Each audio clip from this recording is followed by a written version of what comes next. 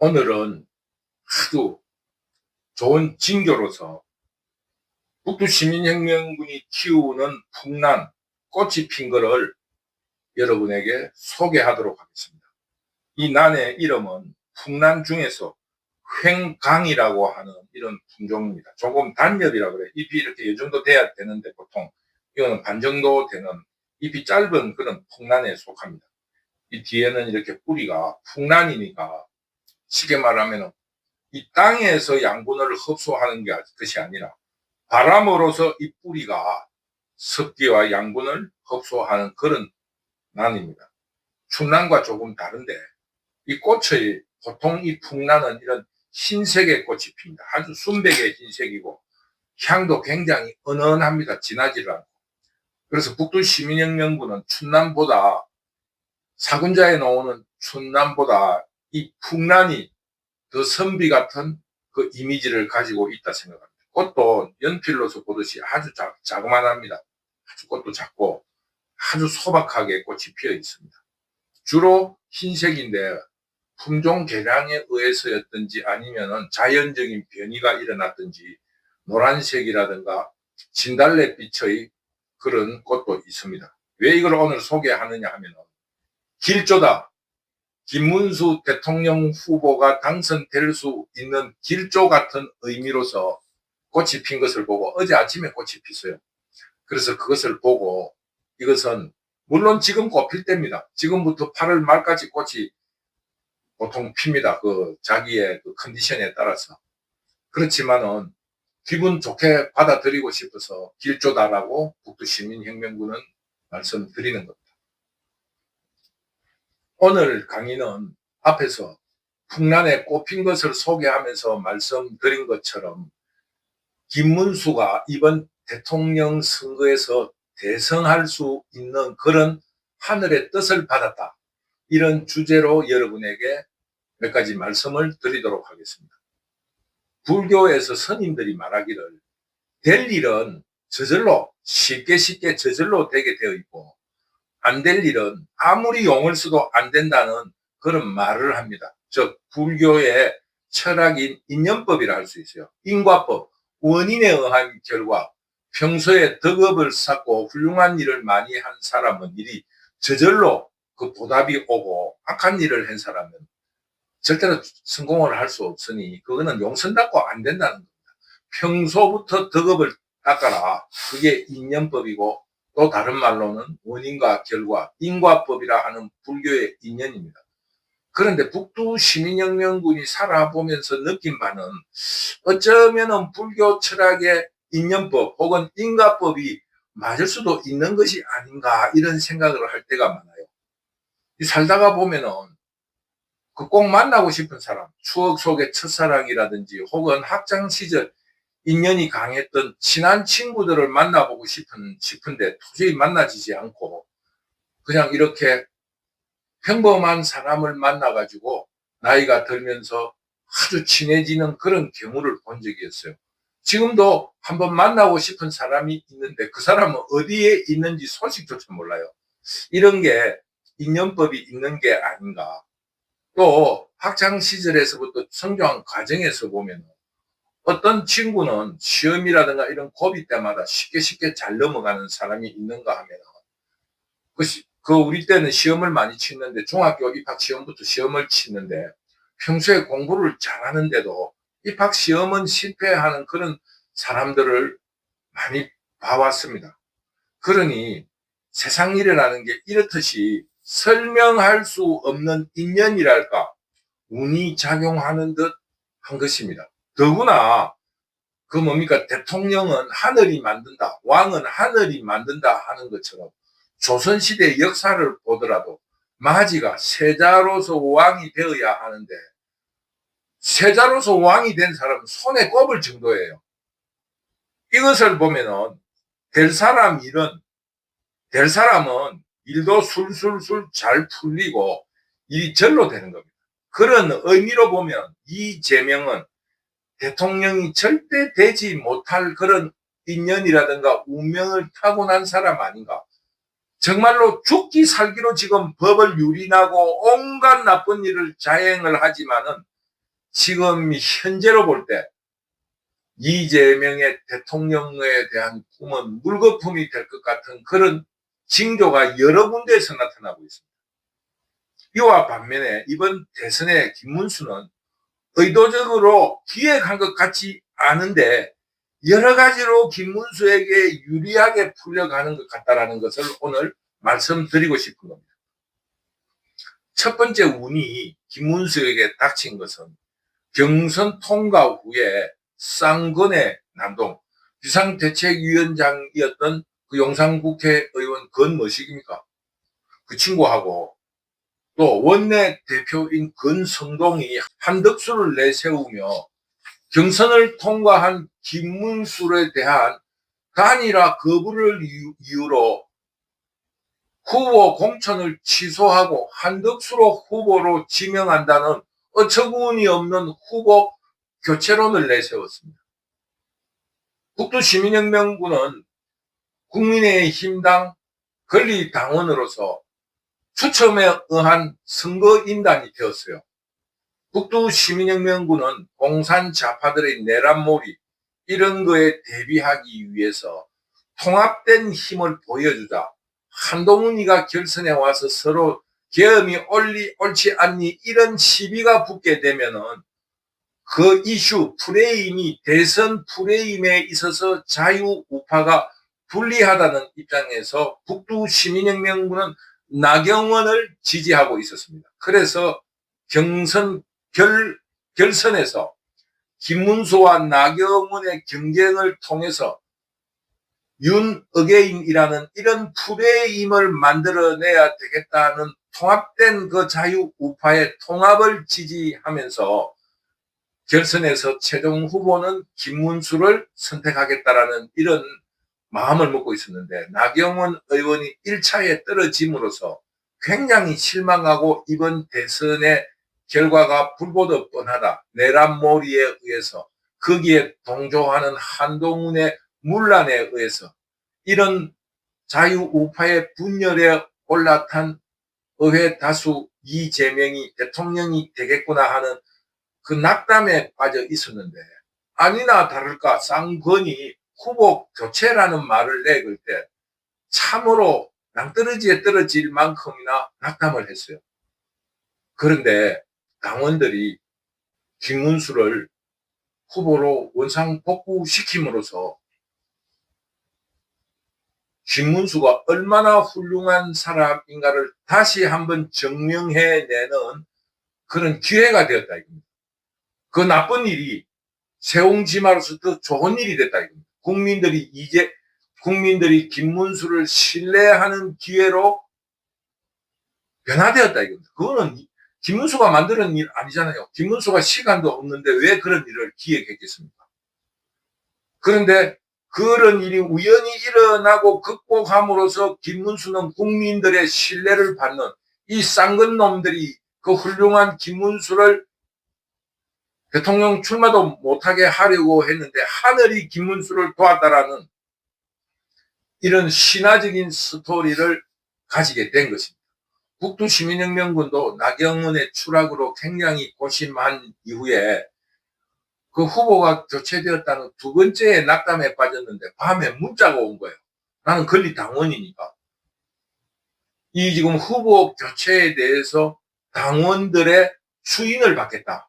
이런 투표를 한다는 거예요. 당원 투표를 해가지고 당원의 과반수 이상을 얻으면 이것을 결정하겠다라는 문자가 온 거예요. 얼씨구나 잘됐다 해가지고 제가 적극적으로 반대를 했습니다. 후보 교체해서 안 된다. 어떻게 당원들이 뽑은 후보를 당신네들 마음대로 후보 교체를 하느냐. 이런 생각으로 북두시민혁명도 김문수를 구해내는 데 힘을 보탰다 이겁니다. 두 번째로 김문수가 운이 있다는 걸 느낀 게 뭐냐면 후보 구도가 김문수에게 유리하게 짜여진 겁니다. 이제까지는 그 진보정당이라 하는 민주노동당이라든가 이정희 같은 진보당에서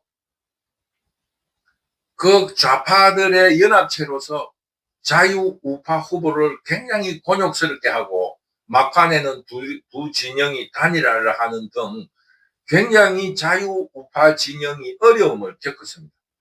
그런데 이번 토론에서는 제3정당의 역할로서 이준석이가 나타난 겁니다. 그래서 이준석이가 그 역할을 훌륭하게 소화해내므로써 이재명이 첫 번째로 김문수를 공격하고 수비할 시간을 갖지 못했다 이겁니다. 워낙 이준석이 이재명에게 맹렬하게 공격하고 방어를 하면서 역공격을 해나가니까 이재명이 혼비백산을 해가지고 김문수에 대한 공격을 할 수 없게 됐다 이런 뜻입니다. 그러므로 김문수가 그 예리한 공격을 피할 수 있었다는 것. 또 하나는 이준석이라는 기준치가 딱 있으니까 이재명이 김문수에게 공격을 해도 이준석과 대비가 되면서 이재명의 질문의 공격이 코미디가 되었다는 겁니다. 간단하게 말하면 호텔 경제학이라는 것도 이준석이 없었다면 우리 국민들은 이재명의 선동에 놀아났을 거라 북두시민혁명은 당연합니다. 그런데 그것이 이준석을 거치니까 그것이 코미디가 돼버린 거예요. 그러니까 이재명이가 당황을 해서 김문수에 대한 공격을 할 수 없게 됐다 이겁니다. 무슨 말이냐 하니까 이준석이 빛나는 활약이 없었다 하더라도 있다는 존재 그 자체가 이재명에게는 눈에 가시 긁어친다 이겁니다.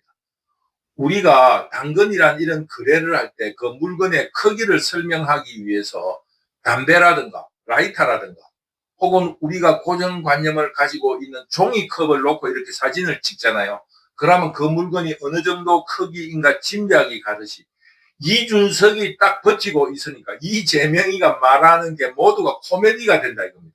이준석과 대비되니까. 그러니까 이준석이 물론 훌륭한 활약 때문이기도 하지만은 앞에서 말한 것처럼 지난 대선 때까지는 진보주의 세력인 민주노동당이라든가 진보당 이런 사람들이 있음으로써 자유우파 대통령 후보가 보잘것없이 보이게 했다면은 이번에는 이준석이 있음으로써 이재명이를 보잘것없이 만들었다 하는 그런 구도를 말씀드리는 거예요. 그리고 세 번째의 운명은 제3정당인 민주노동당의 권영국 후보가 토론의 주제라 할까 공격 포인트를 잃어버렸다는 것이 김문수에게는 또 하나의 행운으로 작용했다 할 수 있는 거예요. 권영국은 토론의 공격과 수비의 대상을 정하지 못하고 우왕좌왕했어요. 김문수를 공격하는 건가 아니면은 이재명을 공격하는 건가 헷갈리게 할 뿐만 아니라 그 둘을 비난하면서 진보 정당의 존립의 필요성을 피력하려고 하는가 이 아무런 주제가 없었습니다. 그러다 보니까 그 질문의 내용이라든가 정책이 산만하고 초점이 없었습니다. 이 사람이 무엇을 질문하고 있는가는 알겠지만 그 목적이 무언가 그 의도가 무언가를 알지 못하게 했다.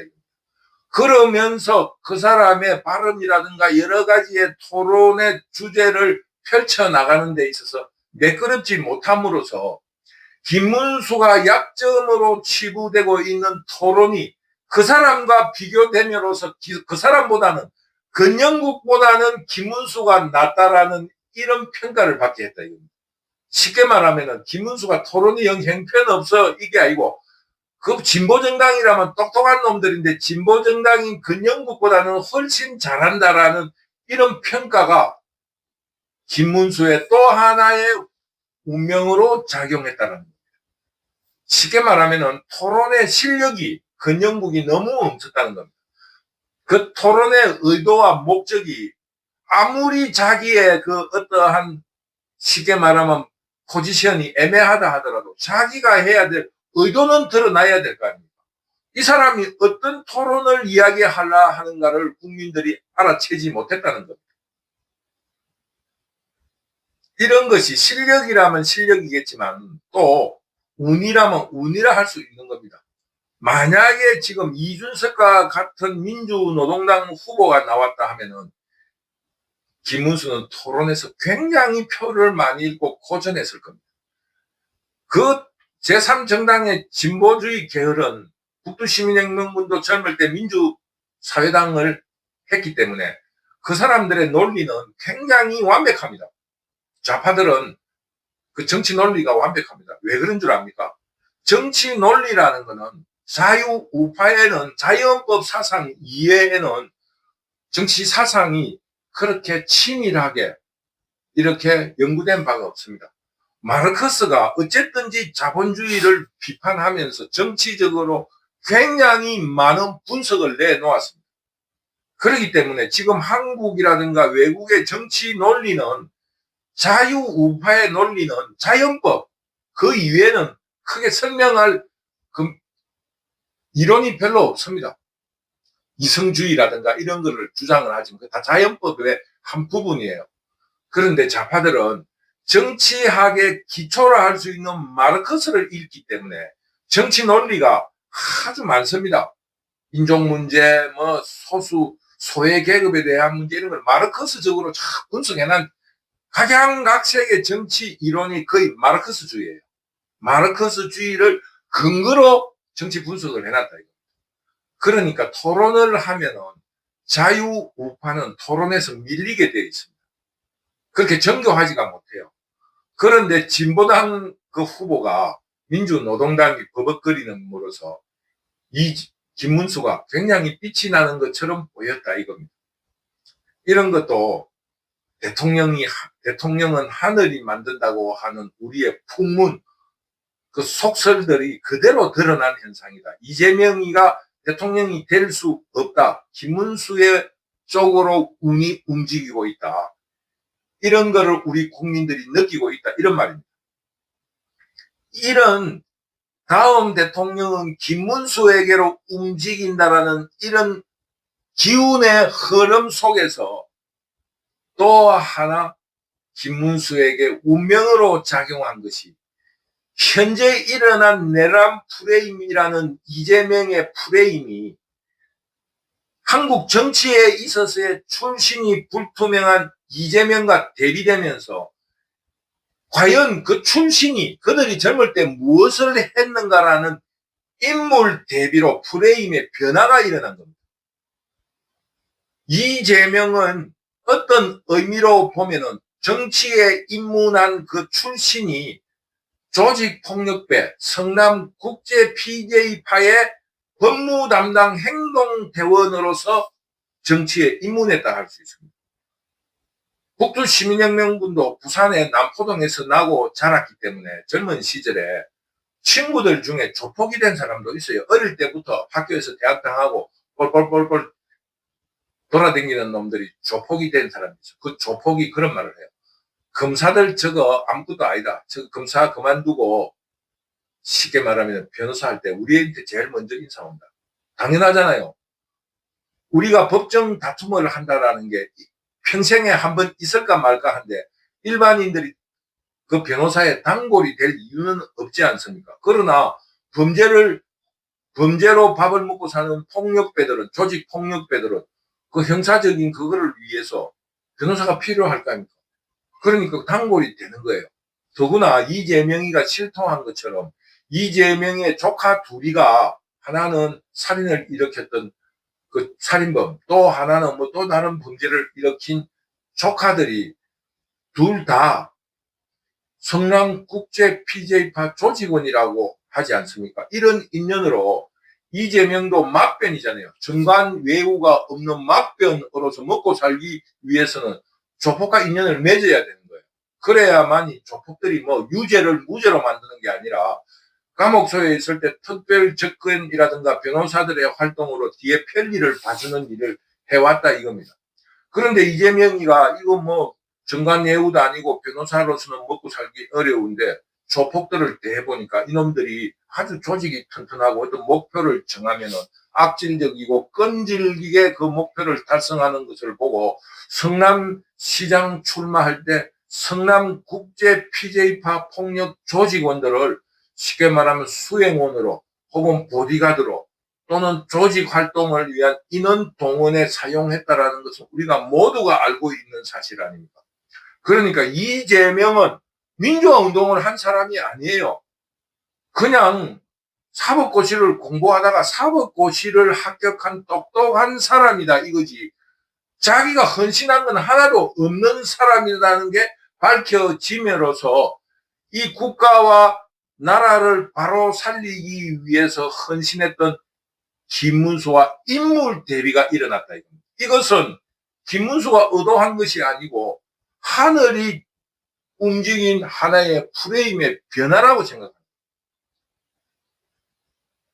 또 하나의 김문수의 운명적인 사건은 이번 김문수의 선거운동에 스토리가 입혀지고 있다는 역전 승리 혹은 역전 당선이라는 이런 감동적인 스토리가 입혀지고 있다.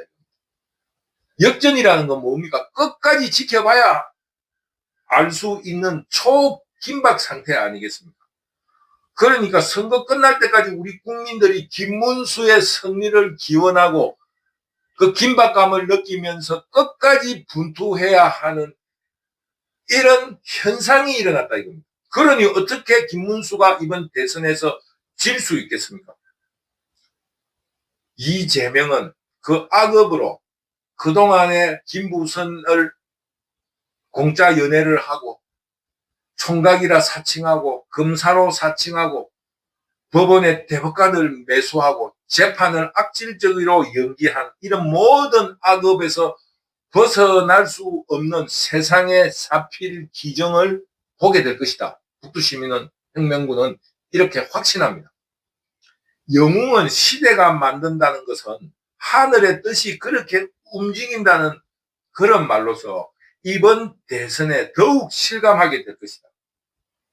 그러나 자유우파 시민들 그리고 선진 한국으로 도약하기를 바라는 국민들은 운에 맡기지 말고 더욱 승리에 집중하고 집착하면서 한 표라도 끌고 모아 김문수를 지지하는데 혼신의 힘을 기울여야 된다. 그래야만이 역전 당선이 이루어질 수 있다는 것을 명심하고 끝까지 방심하지 말고 김문수의 당선을 위해 헌신해 줄 것을 여러분에게 강력하게 요구를 합니다. 우리가 허지부지하게 된다면은 언론의 자유는 없어질 것이고 이재명이가 주장하는 정부 간섭이라는 이런 자유를 박탈당하는 현실을 맞이하면서 베네수엘라 같이 망한 국가, 우리 후세 딸들이 필리핀으로 식모살이를 가야 하는 그런 사태를 맞이하게 될 것입니다. 사필기정으로 이런 범죄자 이재명을 당선시켜 놓으면은 사필기정으로 당신들의 아들 딸들이 필리핀으로 가정부로 가야 되고 저 베트남으로 돈을 벌러 가야 되는 이런 악업에 부딪히게 된다는 것을 명심하고 범죄자 이재명, 악업을 쌓은 이재명을 거부하고 김문수를 대통령으로 당선시킬 것을 명령합니다. 우리 모두 김문수를 대통령으로 당선시켜 선진 한국으로 재도약할 수 있는 제2의 건국을 이루어냅시다. 지금 한국은 중국의 황건적과 같은 중국의 황제가 도망을 가고 그 국가가 전체로 황건적에 지배당하는 그런 것처럼 도적대의 기세가 황건적을 넘어설 만큼 성대했습니다. 그러나 황건적이 토벌되는 것처럼 이제 김문수 장군이 이순신이 되어 황건적 같은 공산 반란 도적대들을 토벌해낼 수 있기를 간곡히 부탁드립니다. 끝까지 마지막 한 표까지 끌고 모아 김문수에게 줄 수 있도록 우리 모두 혼신의 힘을 다하도록 할 것을 요구하면서 오늘 강의를 마치도록 하겠습니다. 북두시민혁명군 유튜브를 시청해 주셔서 감사합니다. 감사합니다.